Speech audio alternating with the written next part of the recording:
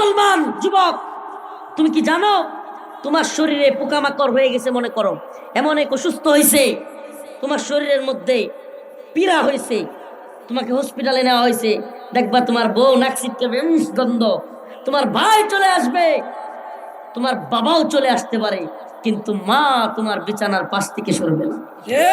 সুবহানাল্লাহ, সুবহানাল্লাহ। সেই মাকে তুমি কষ্ট দাও।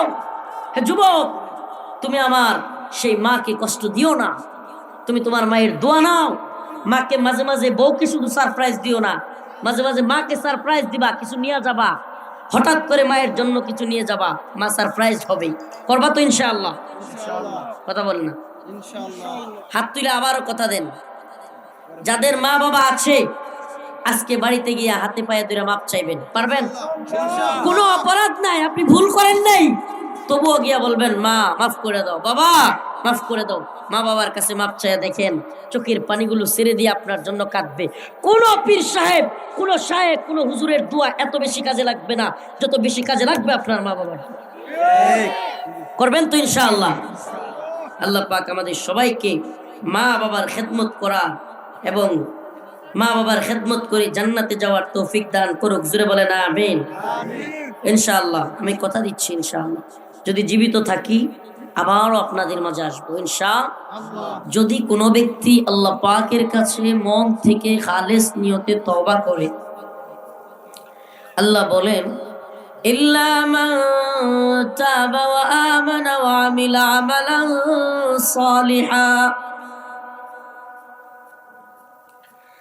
ইল্লা মান তাবা ওয়া আমানা ওয়া আমিলা আমালান সালিহা ফাউলাইকা ইউবাদদিলুল্লাহ।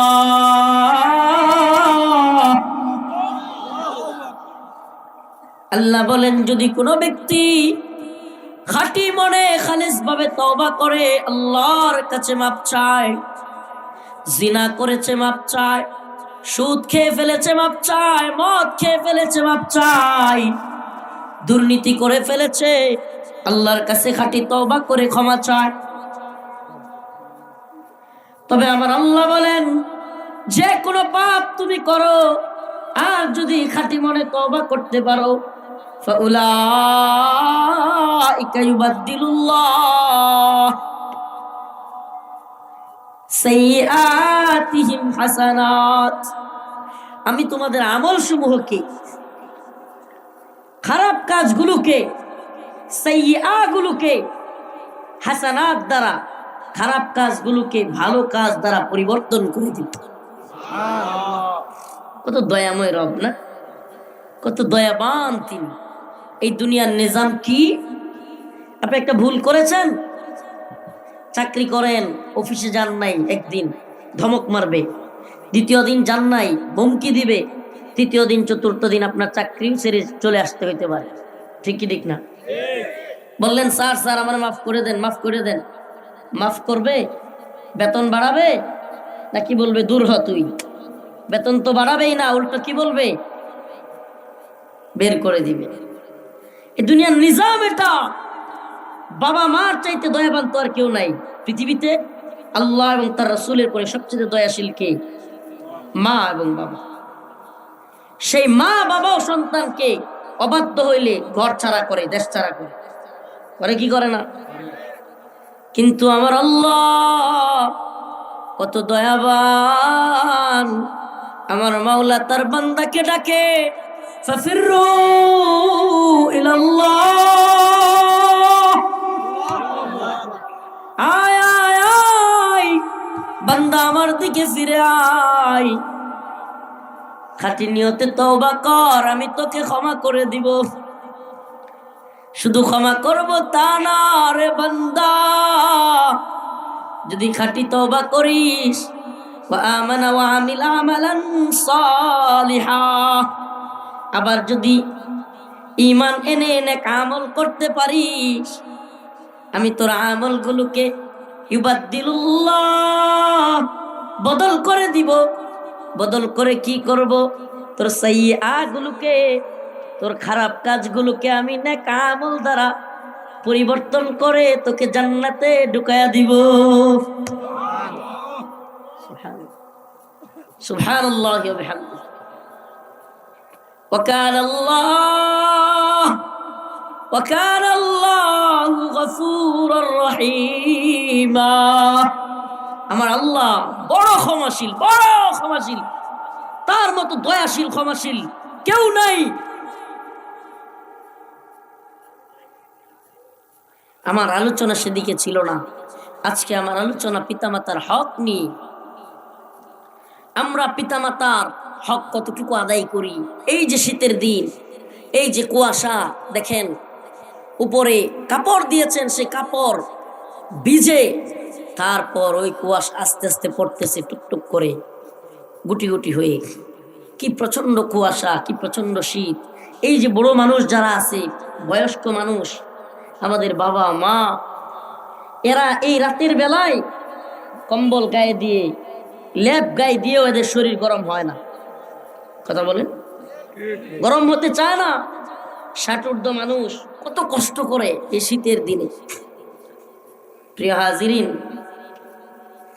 এত কষ্ট করে, কিন্তু আপনি আমি ছেলে হয়ে, কিংবা যে বোনেরা শুনতেছে মেয়ে হয়ে, তারা কি আমরা মা বাবার খবর নেই? এই শীতের দিনে কখনো একটা কম্বল জড়ায়া দইরা রাতের বেলায় দিয়া এসা বলছি, বাবা মা কিংবা দাদা দাদি, এই যে নাও তোমার জন্য একটা কম্বল নিয়ে আসছি। একটা জামা, শীতের জামা কিংবা সোয়েটার কিনে, একটা কার্টিকেন কিনে মাকে বাবাকে দিয়েছি। প্রিয় হাজিরিন, আল্লাহর কাছে জবাব দিতে হবে আমাদেরকে। وَكُلُّهُمْ آتِيهِ يَوْمَ الْقِيَامَةِ فَرْدًا। আল্লাহ বলেন, বান্দারে তোরা আমার কাছে এক এক করে আসবি, এক এক করে, একজন একজন করে। কয়জন করে? ইয়া আবনা আদম আল কবর কুল্লা ইয়াউম ইউনাদি। ও বনি আদম সন্তান, শুনে রাখো, দুনিয়ার খেল তামাশায় মজেছো তুমি, জানো কি কবর তোমাকে প্রতিদিন ডাকে। আল কবর কুল্লা ইয়াউম ইউনাদি, ডাকতেছে। আজ তুমি ঠাট্টা মশকারি করতেছো, বন্ধু বান্ধব নিয়ে হাসাহাসি তামাশা করতেছো, কবর বলে আজ তুমি ঠাট্টা মশকারি করো, হাসাহাসি করো, আগামীকাল তুমি আমার ভিতরে আইসা কান্নাকাটি করবে। হে প্রিয় যুবকেরা, আপনারা কি মনে করছেন মরবেন না? মরবেন না? কত যুবক, আপনাদের মতো কত যুবক রোড অ্যাক্সিডেন্টে মারা যায়, বিভিন্ন জ্বর হয়ে অসুস্থ হয়ে মারা যায়। আপনার আশপাশে তাকায় দেখেন কত মানুষ চলে গেছে। এই এলাকার মাতবর নেতা যারা ছিল, যাদের কথায়, যাদের এক কথায় গরম হয়ে যেত, যারা 50-20-50 জন মানুষ নিয়ে উঠে যাইত, দাম্ভিকতা দেখাইতে পারত, দেখেন না আপনি আজকে তারা কোথায়? এখনো যারা এগুলো করবে, 2 দিন পর তারাও তো থাকবে না, তাই নয় কি? এই পৃথিবীতে আর কিছু নিয়ামতানৈক্য থাক, সব বিষয় নিয়ামতানৈক্য থাক। ইহুদি বলেন, খ্রিস্টান বলেন, হিন্দু বলেন, বৌদ্ধ বলেন, যত ধর্ম আছে, মত আছে, সবাই এই বিষয়ে একমত যে আমাদেরকে মরতেই হবে। এই ব্যাপারে কি নাই? কোনো মতানৈক্য নাই। وَقَضَى رَبُّكَ أَلَّا تَعْبُدُوا إِلَّا إِيَّاهُ وَبِالْوَالِدَيْنِ إِحْسَانًا إِمَّا يَبْلُغَنَّ عِندَكَ الْكِبَرَ أَحَدُهُمَا أَوْ كِلَاهُمَا فَلَا تَقُل لَّهُمَا উফ। আমরা মা বাবার সাথে কি আচরণটাই না করি। আমাদের অনেক ছেলেপেলের অবস্থা এমন যে দুনিয়ার সবার সাথে ভালো ব্যবহার করলে মা বাবার সাথে কি আর ভালো ব্যবহার করা লাগবো? এরা তো মা বাবাই। আমি মনে হয় বুঝাইতে পারিনি। মানে দুনিয়ার সবার সাথে সে ভালো ব্যবহার করে, তার বসের সাথে আসসালামু আলাইকুম স্যার কেমন আছেন, বসের সাথে খুব ভালো। শ্বশুর শাশুড়িরে আব্বা আম্মা ডাইকা থুই না, শ্বশুর শাশুড়িরে আব্বা আম্মাটাইকে একবারে সালাম টালাম কইরা মনে হয় যে পায়ের নিচের মাটি খুঁজতে দেবেন। কিন্তু মা বাবার বেলায় কি অবস্থা! শুধু এটাই না, মা বলছে বাবা রে আমার জন্য একটু পান আইনা দি, কারের জন্য দিয়ে আনা এলো, বলে কি বলে না। ও প্রিয় উপস্থিতি, পিটুয়া করিমগঞ্জ কিশোরগঞ্জের মুসলমান, তোমাদেরকে পায়ে হাত ধরে বলে যায় আমার আল্লাহ তোমাদেরকে সাবধান করে দিচ্ছেন, বাবা মার ব্যাপারে তোমাদের আচরণ কেমন হবে। আল্লাহ বলেন ফালা তাকুল্লাহুমা উফ, বাবা মা দুইজনের কোনো একজন জীবিত থাকলে তাদের সাথে তোমার কথা বলা এমন হবে না যে বাবা মা কিছু বলছে আর তুমি উফ, তোমার নিয়ে আর পারলাম না, মানে এরকম বাজে আচরণ কিংবা কষ্ট দেওয়ার মতো আচরণ আল্লাহর পক্ষ থেকে নিষেধ করা হয়েছে। তবে একটা মজার কথা বলি আপনাদেরকে, আজ গোটা বাংলাদেশে এক কালচার তৈরি হয়েছে, আজীব এক কালচার, আল্লাহ আমাদেরকে ক্ষমা করুক। এই কালচারের নাম হচ্ছে বৃদ্ধাশ্রম কালচার। বৃদ্ধ মা বাবাকে আজ সোসাইটি যেটাকে বলে এলিট শ্রেণী, এদের সোসাইটিতে এলিট শ্রেণীরা আজ বৃদ্ধ পিতামাতাকে নিজেদের কাছে রাখে না, বউয়ের কথাই কিংবা অবহেলায় অযত্নে কিছু টাকা দিয়ে বৃদ্ধাশ্রমে ফেলে রেখে আসে। একজন বৃদ্ধ মানুষ, আপনার আমার বাবা মা, তাদের জায়গা নাতি নাতনিদের সাথে বৃদ্ধ বয়সে খেলাধুলা করবে, বাড়িতে থাকবে, ইবাদত করবে, তাদের যত্ন নেওয়ার দায়িত্ব আমাদের ছিল, অথচ আমরা তাদেরকে বৃদ্ধাশ্রমে রেখে আসি। তবে বাবা মাদেরকে বলি, এ দোষ আমার আপনাদেরও আছে, যারা বাবা মা হয়েছেন তাদেরও এই দোষ আছে। কেন বলছি?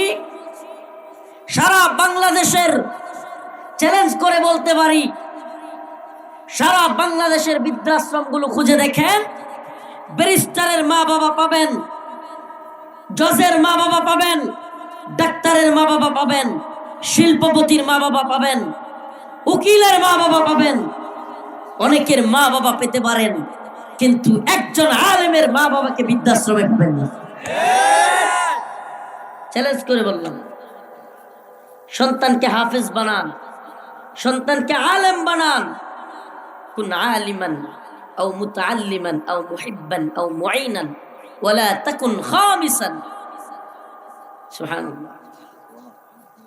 রাসূল সাল্লাল্লাহু আলাইহি ওয়াসাল্লাম বলেছেন, হয়তো আলেম হও, না হলে ছাত্র হও, না হলে তাদের সাহায্যকারী হও, না হলে সাহায্যের মতো টাকা পয়সা দ্বন্দ্বলত না থাকলে তাদের জন্য মুহিব্বিন হয়ে যাও, দোয়া করো, ওয়ালা তাকুন খামিসান, পঞ্চম ব্যক্তি হয়ো না। আমি দেখতে চাই এই পিটুয়া পূর্বপাড়ার এই নব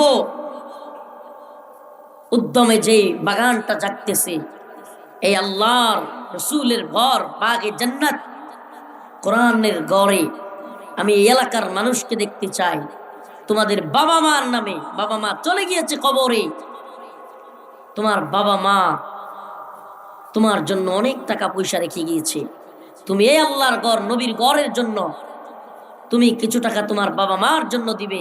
আমি সেই মা বাবার সুসন্তানদেরকে দেখতে চাই। দেখুন, আমি এখানে হাদিয়া তুহফার জন্য আসি নাই, আপনাদের মোহাব্বতে, আপনাদের এলাকার এক ছেলে আমার অনেক, ও আমার কি বলবো, ও আমার কাপড় ধুয়ে দিত, খাবার আইনা দিত, আমরা তো বাইরে বেশি যাইতে পারতাম না, ও আমাকে বিভিন্ন বাজার সদাই করে দিত। এমনিতে ছেলেটা একটু উল্টাপাল্টা হলেও ওর মনটা ভালো, আমি দেখছি। এমনি তো একটু এই বয়সের পোলাপান একটু যেরকম ইয়া হয়, কিন্তু সে অনেক আমার হেল্প করছে।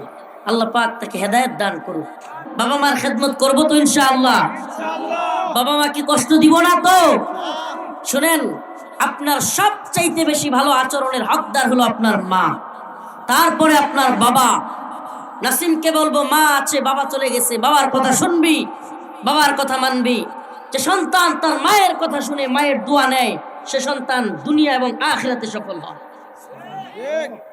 আমি আমার মাকে কতটা সম্মান করি, মোহাব্বত করি, তা বলে বোঝাতে পারবো না। আর আমার মাও, পৃথিবীর সব মাই তো আদর করে, কিন্তু আমার মা আমাকে কত বেশি ভালোবাসে, মোহাব্বত করে, এটা বলার উপায় নেই। প্রিয় হাজিরিন, আজকে থেকে ইরাদা করেন, এই আমার সাথে সাথে হাত তুলেন, যাদের মা বাবা আছে আজকে গিয়া মাপ চাইবেন। করবেন? আজকে গিয়া